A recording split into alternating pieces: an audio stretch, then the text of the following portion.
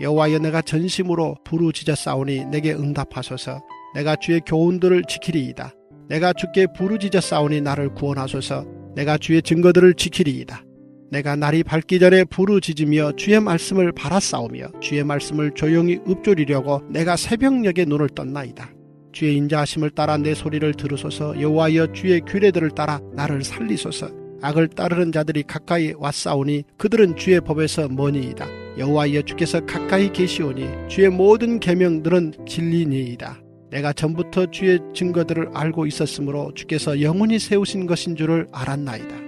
나의 고난을 보시고 나를 건지소서. 내가 주의 율법을 잊지 아니함이니이다. 주께서 나를 변호하시고 나를 구하사 주의 말씀대로 나를 살리소서. 구원이 악인들에게서 멀어지면 그들이 주의 율례들을 구하지 아니함이니이다. 여호와여 주의 긍휼이 많으오니 주의 규례들에 따라 나를 살리소서. 나를 핍박하는 자들과 나의 대적들이 많으나 나는 주의 증거들에서 떠나지 아니하였나이다. 주의 말씀을 지키지 아니하는 거짓된 자들을 내가 보고 슬퍼하였나이다. 내가 주의 법도들을 사랑함을 보옵소서. 여호와여 주의 인자하심을 따라 나를 살리소서. 주의 말씀의 강령은 진리요니 주의 의로운 모든 규례들은 영원하리이다.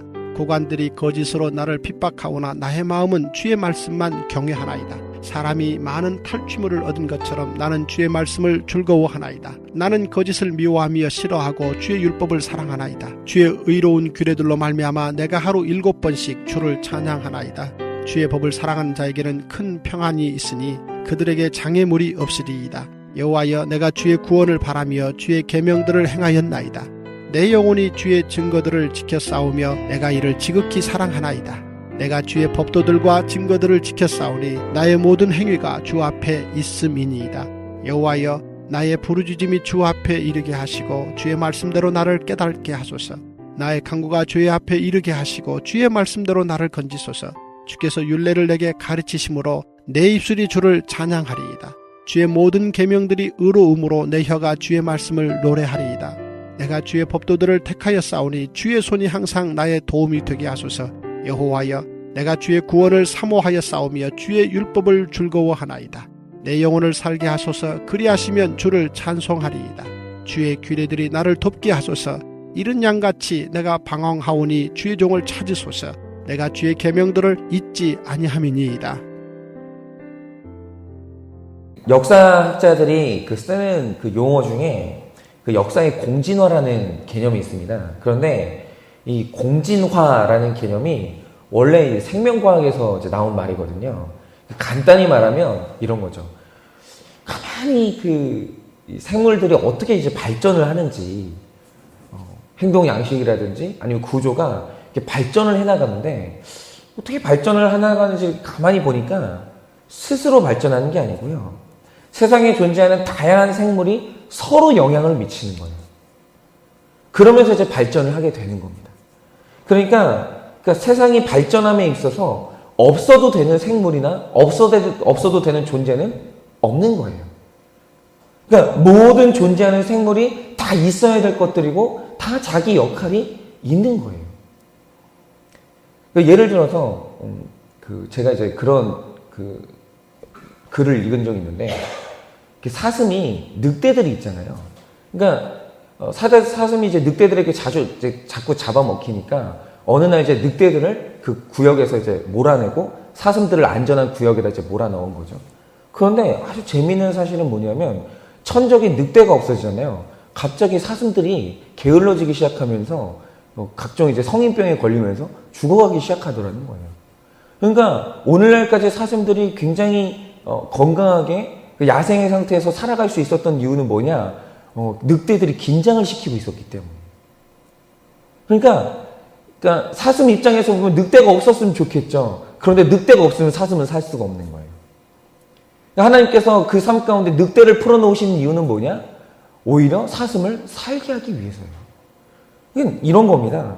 그러니까 여기서 이제 역사의 공진화라는 이제 개념이 나왔는데 역사학자들이 가만히 역사를 연구하는데 되게 재미있는 사실이 뭐였었냐면 역사가 오늘날까지 이렇게 발전하고 이어져 올 때는 없어도 되는 사건이 하나도 없더라는 거예요. 전부 있어야 될 일이고 꼭 필요한 일이었는데 예를 들어서 원래 지금 우리가 사는 이 자유경제에서 우리가 살고 있잖아요. 근데 이 자본주의라는 게 사실은 되게 무서운 체제예요. 왜냐하면 원시적인 형태의 자본주의가 외쳤던 게 뭐냐면, 자, 세상에 약한 것들은 사라져라요. 그러니까 세상이 발전하려면 약한 것들은 도태되는 게 맞는 거예요. 그래서 사실 초기의 자본주의라는 게 약자들이요, 진짜 비참했습니다. 그러니까 서민이라는 존재는 강자들이 쓰다가 언제든지 버려도 되는 부품 취급을 받았어요. 근데 그렇게 해도 죄책감이 없었던 이유는 뭐였었냐면 그 사상 때문이었어요. 자본주의가 뭐야? 강한 자들은 살아남고 약한 자들은 그냥 도태되는 거야. 그 약자들이 길에서 쓰러져가지고 비참하게 죽어가는데 부자들이 아무 죄책감이 없는 거예요. 그래서 그 사실 초기 자본주의에서 세상의 약자의 삶이라는 건 굉장히 비참했습니다. 그래서 제가 보니까 산업화 시대 초기에 영국의 노동자들의 평균 수명이 얼마였었냐면 40살이 못 넘었어요. 그러니까 너무 혹사당하니까 30살이 되면 이미 할아버지처럼 완전히 늙어버리는 거예요. 그런데 지금 자본주의가 어떻게 지금처럼 약자를 챙기는 자본주의, 따뜻한 자본주의로 변했는지 아십니까? 이유가 뭐냐면 자본주의가 그렇게 싫어하는 공산주의 때문에 자본주의가 변했어요. 여러분, 역사 속에서 공산주의가 한번 들고 일어나지 않았으면 자본주의는 지금의 자본주의가 되지 않았어요. 그러니까 역사는 이런 게 재밌는 거죠. 내가 없어져야 된다고 죽어라 싸우는 그 상대 때문에 오늘 내가 발전하는 거예요. 여러분, 교회도 마찬가지예요. 여러분, 오늘날 성경의 교리라는 게 여러분이 생각하시는 것보다 훨씬 더 체계적이고 굉장히 탄탄한 논리를 갖추고 있거든요. 그래서 사실 지금도 그 교회 바깥을 보면 교회라는 이 구조를 무너뜨리려고 하는 이 굉장히 지성적인 집단이 많아요. 전략적으로 싸우는 집단이 굉장히 많은데 지금도 무너뜨리지 못하는 이유가 뭐냐면 기독교의 논리가 2000년을 이제 오면서 굉장히 탄탄하고 논리적으로 방어 체계를 갖췄거든요. 그런데 기독교 교리가 이렇게 잘 정리될 때 그것이 가능하도록 결정적인 한 역할을 한 사람들이 누구냐? 그게 이단들이에요. 예를 들어서 1세기에 에비온파라는 단체가 일어났어요. 근데 그 사람들이 했던 말이 뭐냐면 예수가 신이 아니라는 거예요. 아니, 예수가 훌륭한 인간이지 무슨 신이냐라는 거예요. 기가 막히죠. 그런데 그 덕분에 예수님의 신성에 대한 연구가 굉장히 활발하게 이루어졌어요. 에비온파가 일어나는 덕분에. 또 얼마 안 있으니까 영지주의가 일어나가지고 무슨 예수님이 인간이냐고. 예수님이 영이지 예수님이 육신을 입고 이 땅에 나타난 적이 없다는 거예요. 그러니까 또 그냥 학자들이 일어나가지고 예수님의 인성이 활발하게 연구가 된 거예요. 그러니까 재밌는 게 뭐냐면 우리가 오늘도 이단 없어져야 된다고 하잖아요. 그런데 여러분, 역사를 보니까 이단 없어지면 어떻게 되는지 아세요? 교회가 부패해요. 오늘날 이 건강한 기독교를 만든 게 누구냐? 이상하게 아이러니한 게 뭐냐면 이단들이에요. 이단들이 없었으면 오늘날 기독교는요, 이렇게 학문적으로 탄탄한 체계를 갖출 수가 없었어요. 오히려 역사를 보면 공격하는 세력이 없는 평안했던 종교들은요, 역사 속에서 다 사라졌어요. 전부 부패해가지고. 여러분, 이게 바로 하나님이 일하시는 일의 신비예요. 여러분이 오늘 말씀을 한번 잘 묵상해 보세요. 묵상을 해보시면 오늘 이 시인이 누군지는 몰라요, 사실.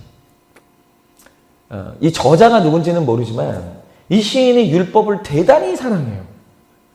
그리고 대단히 거룩해요. 그런데 여러분, 하나 여쭤볼게요. 오늘 한번 우리가 이제 시편 119편을 지금 쭉 묵상을 해왔잖아요, 여기까지. 그러면 우리가 시편 119편을 딱 보면서 이 시인의 성화가 엄청 진전됐어요. 이 시인이 하나님께 부르짖는 그 부르짖음이 깊어요. 굉장히 깊어요. 율법에 대한 이해가 엄청납니다. 그런데 시인이 이렇게 말씀을 붙들게 되기까지 시인을 이렇게 만든 1등 공신이 누구 같으세요? 여러분, 150절과 151절을 보세요. 저는 이런 표현 속에서 시인의 문학성을 보는데 시편 150절을 보면 이렇게 말합니다. 악을 따르는 자들이 자기에게 가까이 왔어요. 얼마나 위기감을 느끼겠어요? 그런데 151절에 악인들이 가까이 오니까 느끼는 게 뭐예요? 주께서 가까이 계시는 것이 동시에 느껴져요. 여러분 시편 155절을 보면 오늘 말씀은 주의 율례를 구하지 않는 악인들이 시인 주변을 둘러쌌어요. 그런데 그러자 시인은 더욱더 주의 규례를 지키는 거예요. 여러분 158절을 보시면 시인이 주의 법도를 지키지 않는 거짓된 자들을 보게 돼요. 그래서 159절을 보면 시인은 주의 법도를 더 사랑하게 돼요. 그러니까 시인이 주의 법도들, 율법들과 법도를 더 사랑하게 되고 더 깊이 이해하게 될 때 그것에 계속 영향을 주는 존재가 누구냐면 이상하게도 뭐냐면 시인을 괴롭히고 있는 악인이에요. 이상하게 여기서 시인이 율법을 사랑하게 되기까지 그 역할을 했던 사람 중에 선한 사람이 기록되어 있지 않아요. 여기 보면 시인이 하나님께 부르짖게 되기까지 그 역할을 감당하는 친구가 기록되어 있지 않아요. 목회자가 그 역할을 했다는 기록이 없어요. 이 시인을 여기까지 거룩하게 만든 1등 공신이 누구냐? 그렇게 시인이 없었으면 좋겠다고 말하는 악인들이에요. 그래서 오늘 시인이 자기 주변의 악인들 때문에 그렇게 괴롭다고 하지만 구속사적인 관점에서 볼 때 이 악인들이 누구냐? 시인의 거룩과 시인의 구원을 위해서 수고하는 최고로 고마운 사람들이 악인들이에요. 여러분 우리 삶 가운데 하나님이 늑대가 없었으면 좋겠죠. 왜 하나님이 내 삶 가운데 늑대를 풀어놓으시는지 이해를 할 수 없을 때가 있어요. 그런데 중요한 사실이 뭐냐면 여러분 하나님이 우리 삶 가운데 늑대를 풀어놓지 않으면 우리는요 이 자리에 안 나와요. 절대 안 나와요. 여러분 늑대가 없는 평안한 삶 가운데서 여러분 허벅지를 찔러보세요. 기도가 나오시나요? 하나님이 우리 삶 가운데 우리를 잡아먹을 것 같은 늑대를 풀어놓으신 이유가 뭐냐? 여러분 그 늑대 덕분에 오늘도 우리가 깨어있는 거예요. 그 늑대 때문에 오늘도 주의 말씀이 우리 입술에 꿀보다 더 단 거예요. 여러분 요즘 여러분으로 하여금 하나님을 향해 부르짖게 만드는 사람이 누구예요? 말씀을 들으면 그 말씀이 내 말씀으로 들리게 만들고 큐티를 하지 않으면 살 수 없게 만드는 사람이 여러분 누굽니까? 누군지는 몰라도 중요한 것은 뭐냐면 그 사람이 선한 사람으로 나타났든 악한 사람으로 나타났든 그 사람이 내 삶 가운데 가장 고마운 사람이 맞아요. 내 거룩과 구원을 위해서는 없어도 되는 사람은 없는 거예요. 다 있어야 되는 사람이고 내 구원을 위해 수고하는 고마운 사람들인 겁니다. 얼마 전에 제가 이제 나눔을 하는데 한 집사님이 그런 말씀을 하시는 거예요. 그러니까 이분도 진짜 바쁜 분이거든요. 그런데 이분이 요즘 매일 큐티를 한대요. 매일. 그런데 큐티를 어디서 하는지 아세요? 집에서는 일단 할 시간이 없어요. 아침에 너무 일찍 출근해야 되고 집에 들어오면 골아 떨어져야 되기 때문에 집에서는 큐티를 할 수 없어요. 할 수 없으면 안 하면 되잖아요. 우린 대부분 안 하잖아요. 그런데 이분이 이게 차도 없는 분이에요. 그러니까 어디서 하냐면 출근할 때 전철에서 큐티를 하시는데 그러면 전철에 딱 타면 자리가 있으니까 자리에 앉아가지고 큐티를 하시냐? 그것도 아니에요. 이분이 이제 전철을 타면 이미 자리가 차가지고 서서 가야 되는 분이에요. 그러니까 어디서 큐티를 하냐면 전철 벽 있죠. 전철 벽에다가 큐티 책을 딱 놓고 거기다 벽에다 대고 큐티를 쓰시는 거예요. 여러분 이게 남의 교회 성도 얘기하는 게 아니에요. 우리 교회 성도님이에요. 벽에다 대놓고 막 큐티를 하는 거예요. 그러면 가끔가다 사람들이 도대체 저 여자는 뭘 보고 뭘 쓰는지 궁금해가지고 옆으로 와서 구경을 한대요. 그런데 여러분 이렇게 이분이 절박하게 큐티를 하는데 큐티를 하게 만드는 사람이 누군지 아세요? 박현성 목사가 아니에요.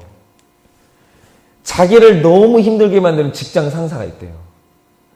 정말 모멸감을 줘도 그렇게 모멸감을 줄 수가 없대요. 어쩌면 그렇게 사람을 힘들게 하는지. 근데 그 상사 때문에 그 상사를 이제 만나서 오늘 하루를 살려면 상사를 만나기 전에 큐티를 안 하면 살 수가 없다는 거예요. 그러면서 그분이 울면서 그러는 거예요. 그분이 없었으면 저는 큐티를 안 했을 거예요. 얼마나 고소하고 얼마나 기분이 좋은지 제가 그 상사분이 너무 고맙더라고요. 그러니까 목사가 아무리 설교를 해도 여러분 그 큐티 안 하거든요. 그런데 고난주는 한 분만 나타나시면 정말 내 삶 가운데 늑대 같은 한 사람만 나타나면 그 사람이 내 거룩과 내 구원에 훨씬 더 도움이 되는 거예요. 그 사람이 있잖아요. 설교 중에 그러니까 이런 거죠. 내 삶 가운데 늑대가 없으면요, 다 자요. 설교 시간에. 이상한 게 뭐냐 하면 그렇게 설교 말씀 들으면 졸려요. 얼마나 수면자 같은지. 그런데 이상한 게 뭐냐면 늑대 한 마리만 나타나면 여러분 설교 시간에 이제 잘 수가 없는 거예요. 저 말씀 안 들으면 살 수가 없는 거예요. 여러분 삶에 나타난 원수가 누굽니까? 그런데 오늘 말씀에 하나님이 그 원수를 뭐라고 한지 아세요? 그가 내 거룩과 구원을 위해 수고하는 진짜 고마운 사람이 오늘 그 사람이라고 말씀을 하시는 거예요. 여러분 오늘 내 삶에 나타난 늑대, 내 삶에 나타난 원수를요, 구원의 관점으로 다시 보세요. 여러분 그는 없으면 더 좋았을 사람이 아니라 하나님이 날 위해서 보내신 천사예요. 여러분 우리 삶 가운데 맨날 나를 위로해주고 나를 기분 좋게 해주고 여러분 그 사람이 내 천사 같으십니까? 아니에요. 구원의 관점에서 보면 바로 그 사람이 나로 말씀 듣지 못하게 만드는 악마일 수가 있는 거예요.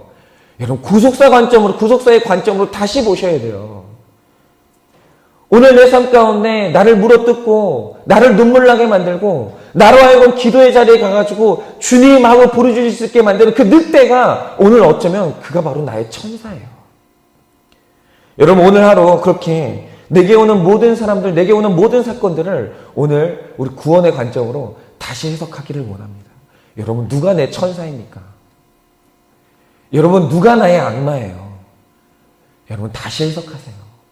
그래서 오늘 정말 구원의 관점으로 정말 우리 삶 가운데 풀어놓으신 그 늑대, 우리 삶 가운데 세워놓으신 나의 원수를 다시 해석하고 그를 다시 껴안으시는 그런 귀한 하루 되시기를 예수 그리스도의 이름으로 축원을 드립니다.